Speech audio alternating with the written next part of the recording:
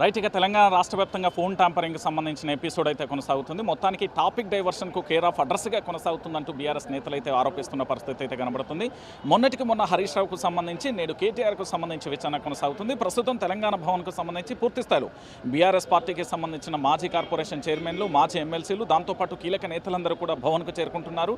ఆ విచారణ అనంతరం ఎలా ఉండబోతుంది అనే ఒక ఉత్కంఠ అయితే నెలకొంది. ఇదే అంశానికి సంబంధించి అసలు ఫోన్ ట్యాంపరింగ్ ఎపిసోడ్లో ఏం జరుగుతుంది, ఎందుకు రేవంత్ ప్రభుత్వం ఇంత కక్ష సాధింపు చేస్తుంది అనే విషయానికి సంబంధించి మనం మాట్లాడించే ప్రయత్నం అయితే చేద్దాం.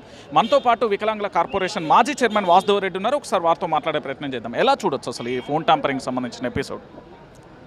రాష్ట్ర ప్రభుత్వానికి చేస్తున్న అనేక అక్రమాలు, అవినీతిని బీఆర్ఎస్ పార్టీ బయటపెడుతున్న సందర్భంగా దాని నుంచి డైవర్షన్ చేస్తానికి చేస్తున్న డ్రామా తప్పితే ఈ ఫోన్ ట్యాపింగ్లో పసలేదని గతంలో సుప్రీంకోర్టు ఒక కేసులో ప్రత్యేకంగా చెప్పిన సందర్భాన్ని కూడా ఉన్నది.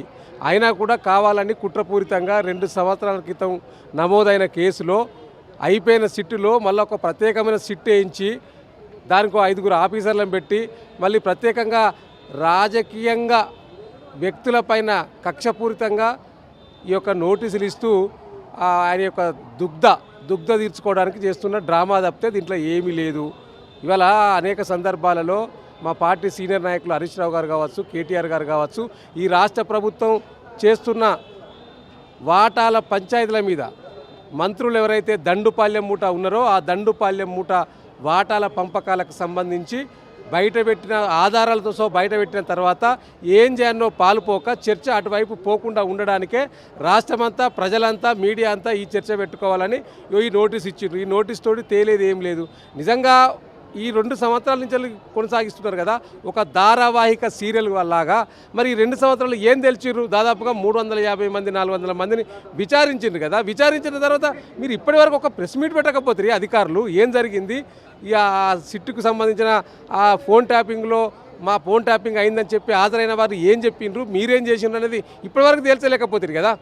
దానికి సంబంధించిన ప్రధాన ముద్ద అయిన ప్రభాకర్ రావుకే ఇప్పటివరకు సుప్రీంకోర్టు బెయిల్ ఇచ్చింది. ఇక బెయిల్ ఇచ్చినాక ఇంకేముంటుంది అందులో? ఇది అసలు రాజకీయ నాయకులకు ఏం సంబంధం అండి ఫోన్ ట్యాపింగ్లలో? రాష్ట్ర ముఖ్యమంత్రికి కానీ రాష్ట్ర మంత్రులకు కానీ సంబంధం ఉంటుందా? అయితే ఇవాళ ఈ రాష్ట్రంలో ఒక చర్చ జరుగుతూ ఉన్నది. ఈ రాష్ట్ర ముఖ్యమంత్రి రేవంత్ రెడ్డి గారు మీ క్యాబినెట్ మంత్రుల ఫోన్ ట్యాపింగ్ చేస్తూ ఉన్నావు, నువ్వు అనేక మంది ప్రతిపక్ష నాయకులు మా కేటీఆర్ గారిది, హరీష్ రావు గారు ఫోన్ ట్యాపింగ్ జరుగుతూ ఉన్నది మేము ఆరోపిస్తూ ఉన్నావు. చేస్తలేవా? ప్రమాణం చేస్తావా? చెప్పగలుగుతావా? నువ్వే ఒకరోజు ఢిల్లీలో చిట్చాట్లో చెప్పినావు కదా ముఖ్యమంత్రి గారు ఫోన్ ట్యాపింగ్ అనేది కామన్గా చేయాల్సిందే, చేయకుండా తప్పదు ఏ ప్రభుత్వమైనా అన్నావు. మరి నువ్వే అన్నాక ఇంకా దాని మీద చర్చ ఎక్కడిది? ఇదంతా దేనికోసం?